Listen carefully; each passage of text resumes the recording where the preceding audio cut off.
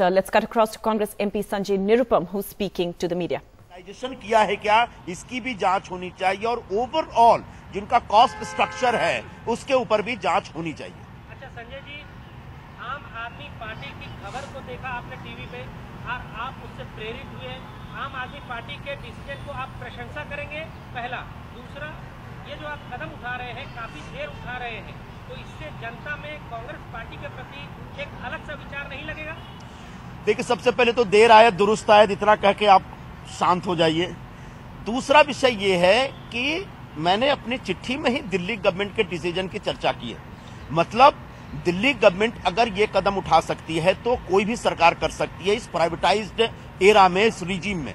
तो इसलिए आप कह सकते हैं कि आम आदमी पार्टी का प्रभाव है, आप इसका निष्कर्ष निकाल सकते हैं। लेकिन मेरा मानना है कोई भी व्यक्ति, कोई भी सरकार, कोई भी पार्टी अगर कहीं कुछ जनता के हक में और हित में अच्छा निर्णय ले रही है तो उस निर्णय से प्रेरणा लेके हमें भी उस दिशा में कदम उठाना चाहिए। ये डिमांड आपकी कंसीडर करेंगे या पार्टी की डिमांड कंसीडर करेंगे? अपने ही सरकार के खिलाफ आंदोलन करने की भाषा आप कर रहे हैं, क्यों? देखिए, अब तक बहुत सारे मुद्दे रहे हैं जो हमको सही नहीं लगा।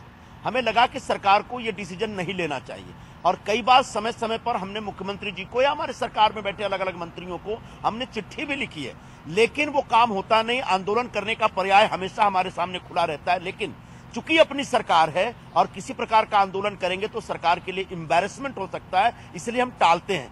आज हमने सोचा है कि नहीं, जनता का हक और हित ज्यादा जरूरी है और इसके लिए सरकार का एम्बैरेसमेंट होता है तो भी होने दो, लेकिन आंदोलन का रास्ता अगर एकमात्र रास्ता बचता है तो हम पीछे नहीं हटेंगे। अच्छा संजय जी, आम आदमी पार्टी के प्रशांत भूषण ने आज कहा कि जो राजनीतिक पार्टी या राजनेता दूसरी पार्टी में जो है वो भी, और आम लोग अफसर जो है जो उनके विचारों से सहमत है, आम आदमी को अधिकार दिलाने के लिए ऐसे राजनेता और लोग उनके साथ शामिल हो जाएं।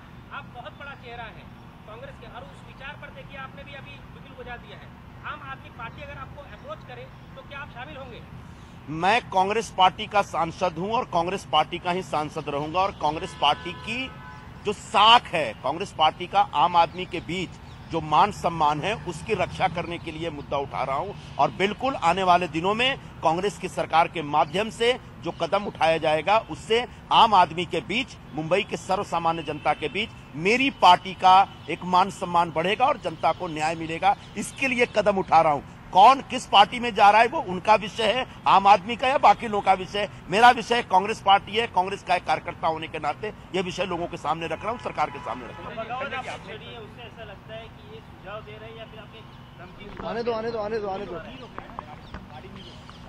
अब इसमें आप जो पढ़ना चाहे पढ़ लीजिए। आपको शायद पता नहीं है, बहुत सारे मुद्दे हमारे जो 3-3 सालों से पेंडिंग पड़े। हम लोग मंत्रालय में मीटिंग लेते हैं, मुख्यमंत्री जी के साथ भी कई बार चर्चा करके आए हैं, काम होता ही नहीं है। तो ऐसे में कहीं ना कहीं हम जनता के प्रतिनिधि हैं, इसलिए जनता के प्रश्नों पर आंदोलन करने के लिए भी तैयार होना चाहिए हमें, ऐसी मेरी भूमिका है। अनशन करना सिर्फ अन्ना हजारे जी का एक जो प्राथमिक अधिकार नहीं है, ये हमारा भी मूलभूत अधिकार है, लेकिन हम ये सब रास्ता आमतौर पर नहीं अख्तियार करते क्योंकि हमारी यहाँ सरकार है। लेकिन कब तक हम इंतजार करेंगे? हमें अगर समय आया तो जनता के सवालों पर सरकार के खिलाफ आंदोलन करने का रास्ता अख्तियार करना पड़ेगा। मैंने जो चिट्ठी लिखी है उसमें लिखा है विथ इमीडिएट इफेक्ट, यानी तत्काल प्रभाव से। अब तत्काल प्रभाव में 24 घंटे भी हो सकता है, 48 घंटे भी हो सकता है। मैं अपने आदरणीय मुख्यमंत्री जी से अपेक्षा करता हूं कि जल्दी से जल्दी इस बारे में एक सकारात्मक निर्णय लें, वरना मैं अपनी पार्टी के तमाम साथियों के साथ बैठ करके आंदोलन की भूमिका पर विचार करूंगा। मैं देखता हूं 1-2 दिन में निश्चित तौर पर मुख्यमंत्री जी से मिलूंगा, अगर उनके पास समय होगा तो मिलूंगा, उनसे बात करूंगा और इस विषय को उनके समक्ष रखूंगा कि अगर सब्सिडी देने की बात अगर निकल के, आमतौर पर जब भी यह विषय आता है तो कंपनियां और जो बड़े बड़े ऑफिसर हैं वो हमारी सरकार को सजेस्ट करते हैं सब्सिडी दे दीजिए।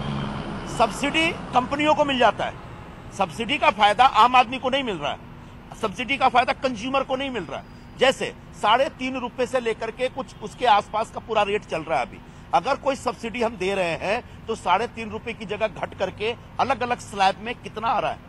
30 यूनिट वालों को कितना मिलेगा, 100 यूनिट वालों को कितना फायदा होगा, 200 यूनिट वालों को कितना फायदा होगा, 400 वालों को कितना, 500 वालों को कितना, ये क्लैरिटी होनी चाहिए। इसलिए मैंने मुख्यमंत्री जी से अपेक्षा की है कि आप इसकी एक गारंटी दीजिए। निरुपम जी, एक सवाल यह है कि आप पहले व्यक्ति नहीं है जो मौजूदा तत्कालीन सरकार के खिलाफ जो है स्पष्ट रूप से लोगों के पक्ष में खड़े हुए हैं।